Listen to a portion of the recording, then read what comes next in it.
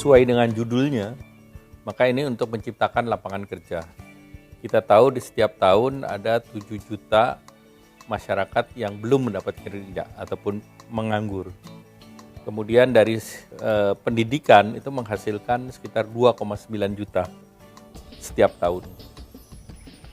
Dan natur daripada pekerja itu 87% itu adalah mereka yang tidak pendidikannya itu menengah ke bawah.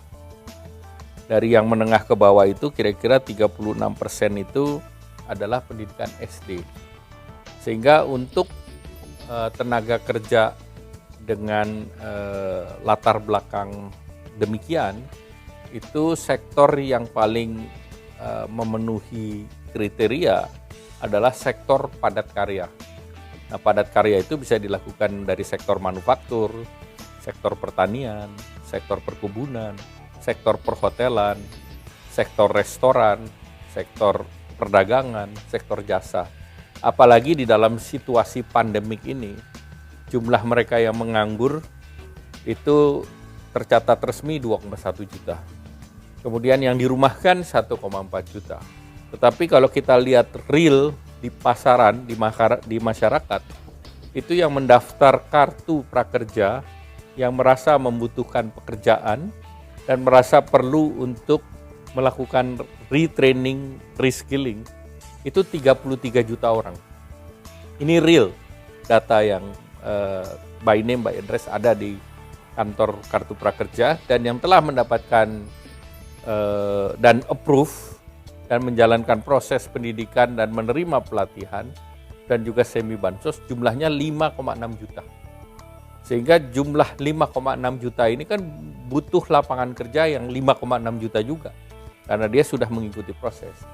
Sedangkan kalau kita punya rule of thumb, setiap pembangunan ekonomi 1% itu menyerap 500.000 tenaga kerja. Sehingga tentunya yang diproyeksikan pemerintah tahun depan itu pertumbuhan 4,5 sampai 5,5 itu untuk menyerap 2,5 juta tenaga kerja. Sehingga Undang-Undang Ciptaker ini diharapkan bisa melakukan transformasi itu.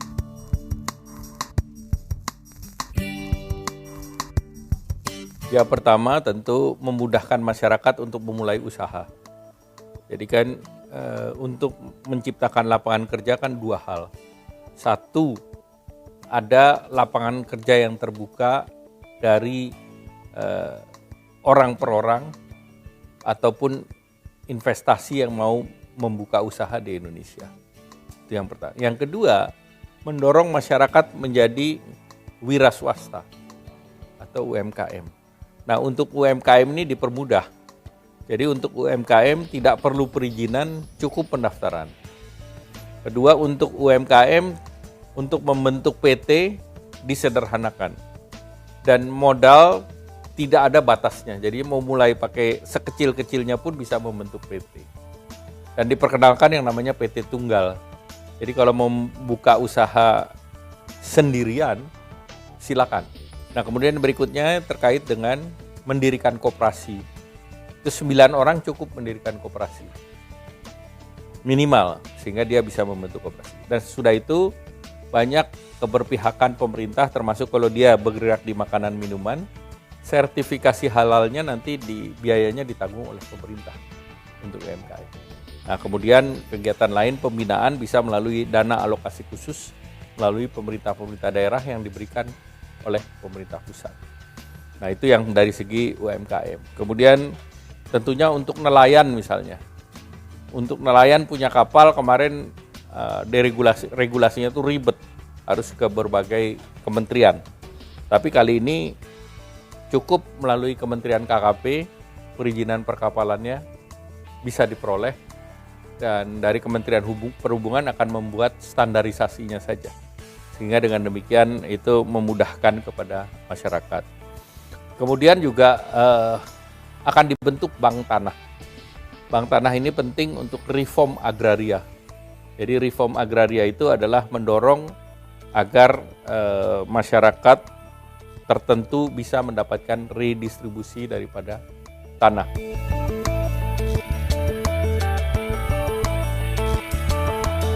Nah, krisis yang terjadi di 2020 itu adalah pandemi krisis.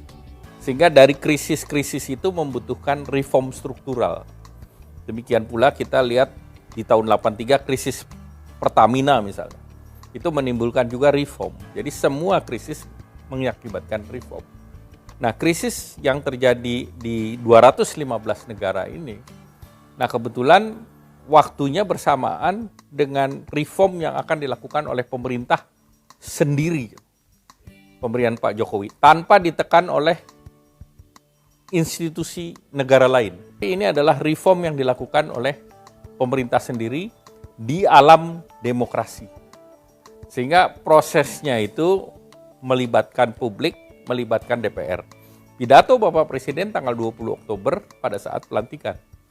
Salah satunya beliau menyampaikan mengenai Undang-Undang Cipta Kerja. Nah, ini bahasanya dilalah. Jadi pada saat diajukan oleh Presiden, oleh Surpres pada tanggal 7 Februari, kita kan pada saat itu beberapa negara sudah mulai kena COVID, tetapi Indonesia belum. Tetapi 1 bulan kemudian, itu kan mulai COVID mulai masuk. Nah, kebetulan pada waktu itu dibahas Undang-Undang Ciptaker ini. Karena ini sebelum vaksin ditemukan, ini akan terus masih ada pandemiknya. Maka yang berikut yang perlu dilakukan adalah sesudah adanya vaksin, adalah restructuring ataupun pembangunan kembali. Nah, pembangunan kembali itulah yang didukung oleh Undang-Undang Cipta Kerja. Dan cara kita bekerja sebelum dan sesudah COVID ini tidak akan sama. Karena sebagian bisa work from home, sebagian dari kantor, kemudian sebagian masuk ke akselerasi digital. Tetapi kuncinya satu, bahwa pendidikan lulusan daripada pekerja di Indonesia, pendidikannya masih pendidikan menengah ke bawah.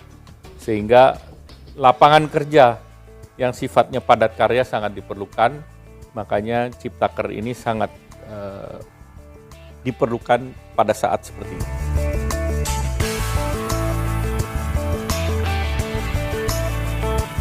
Ya, pertama kita harus melihat konteksnya hari ini, konteks pandemik. Jadi kalau kita bicara investasi, itu masih menunggu situasi daripada demand side. Dan demand side ini 215 negara mengalami. Hampir semua negara mengalami kontraksi perekonomian.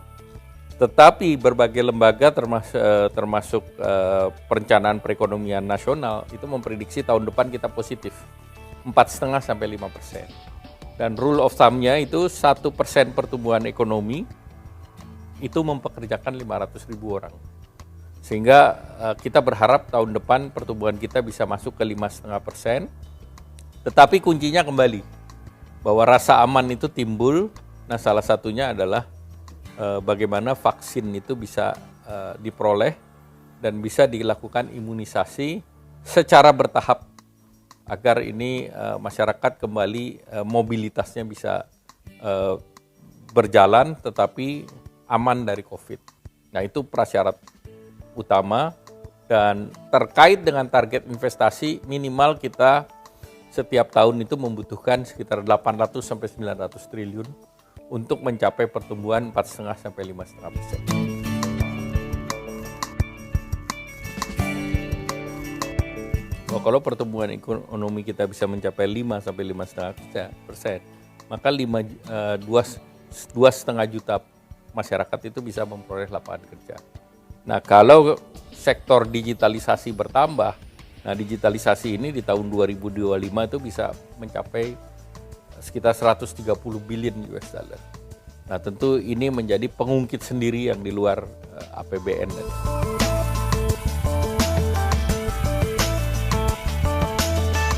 Ini di alam demokrasi. Di alam demokrasi sendiri kan pasti ada setuju dan nggak setuju, itu sesuatu yang normal. Dan kemarin dalam paripurna kan 7 fraksi menyetujui, 2 fraksi tidak menyetujui. Nah, tentu belum semua materi ini tersosialisasikan di publik. Sehingga kalau kita lihat per hari ini banyak sekali hoax yang beredar. Hoax yang beredar itu artinya hal yang tidak benar itu sebarkan melalui media sosial untuk menggalang gerakan-gerakan untuk melakukan aksi-aksi unjuk rasa. Nah, tentu tugas dari pemerintah adalah untuk menjelaskan kepada publik.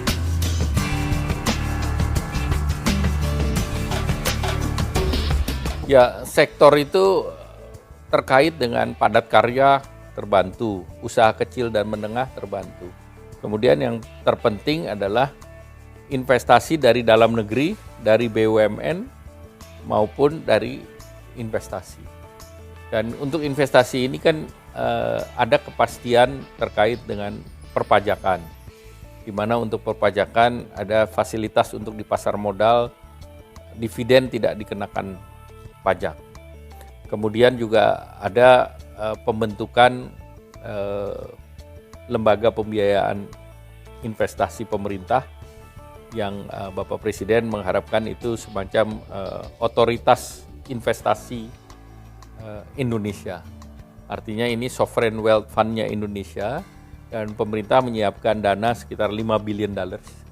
Nah, dengan $5 billion itu diharapkan matching fund-nya dari Jepang, dari Abu Dhabi, dari Amerika bisa masuk. Dan dengan demikian ini juga akan menjadi salah satu sumber untuk pembiayaan pembangunan ke depan.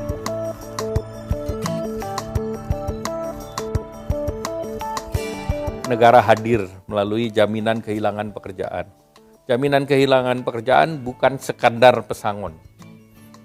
Jadi artinya ada unsur training, ada unsur pelatihan, sehingga mereka yang terkena PHK itu bisa diberikan pelatihan dan bisa dalam tanda petik dicarikan akses untuk pekerjaan yang lain. Sehingga waiting time-nya itu bisa diperpendek. Tetapi saya juga menyampaikan bahwa PHK itu adalah langkah terakhir. Jadi tidak ada yang suka PHK. Para pengusaha pun tidak suka PHK. Karena PHK itu terjadi kalau perusahaan rugi, dalam tanda petik bangkrut, baru dia PHK. Tetapi kalau objektifnya adalah untuk keuntungan, objektifnya adalah supaya usahanya survive. Nah, pemerintah sudah banyak melakukan kebijakan-kebijakan untuk mendukung agar pengusaha tidak melakukan PHK. Makanya dalam kegiatan-kegiatan program pemulihan ekonomi, pemerintah merelaksasikan non-performing loan, sehingga perusahaan bisa restructuring, bahkan pemerintah melalui Menteri Keuangan menaruh dana di bank, termasuk Himbara dan Perbanas, memberikan jaminan agar perusahaan tidak bangkrut.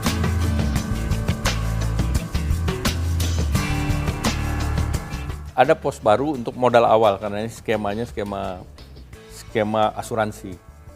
Jadi pemerintah akan menaruh dana awal di BPJS Ketenagakerjaan 6 triliun. Nah, model daripada jaminan kehilangan pekerjaan kan prototipenya sudah diluncurkan oleh pemerintah dalam Kartu Prakerja. Mereka yang tidak terkena PHK dilakukan pelatihan, kemudian diberikan semi bansos. Nah, ini nanti di luar Kartu Prakerja ini akan dimasukkan artinya yang manfaat yang sejenis akan ada di BPJS Ketenagakerjaan. Jadi sebenarnya sistemnya mudah ya Pak ya? Kita sudah trial gitu, jadi sebelum Undang-Undang Cipta Kerja sudah kita trial. Kemarin kan sudah diketok, tinggal PP-nya. Nah, PP direncanakan 1 bulan diselesaikan, kemudian BPJS Tenaga Kerja diberi modal pemerintah, maka ini sudah bisa dijalankan program ini.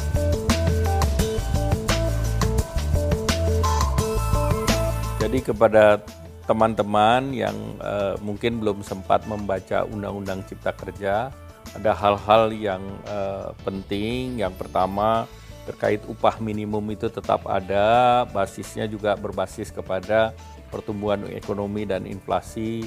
Kedua, tidak ada perubahan dari pekerja tetap menjadi outsourcing, itu tidak ada peraturan yang demikian. Kemudian terkait dengan cuti tetap ada, cuti hamil, cuti haid, kemudian diberikan waktu jam istirahat dan juga diberikan waktu jam untuk sholat Jumat sesuai dengan regulasi yang ada sekarang. Kemudian juga kepada teman-teman yang ingin untuk berusaha, itu usaha kecil dan menengah diberikan kemudahan untuk mendapatkan perizinan. Kepada teman-teman yang melalui perizinan itu melalui pendaftaran, cukup pendaftaran. Kemudian yang terkait dengan teman-teman dari organisasi lingkungan hidup, bahwa AMDAL tetap ada, prosesnya disederhanakan. Artinya birokrasinya disederhanakan.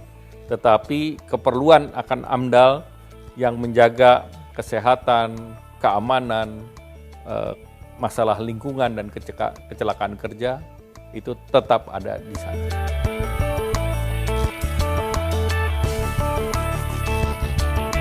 Bagi kelompok masyarakat yang masih ingin untuk menyampaikan argumentasinya, ada saluran-saluran yang bisa dipakai di luar unjuk rasa, yaitu tentu saluran melalui judicial review seperti yang diamanatkan di dalam Undang-Undang Dasar 1945.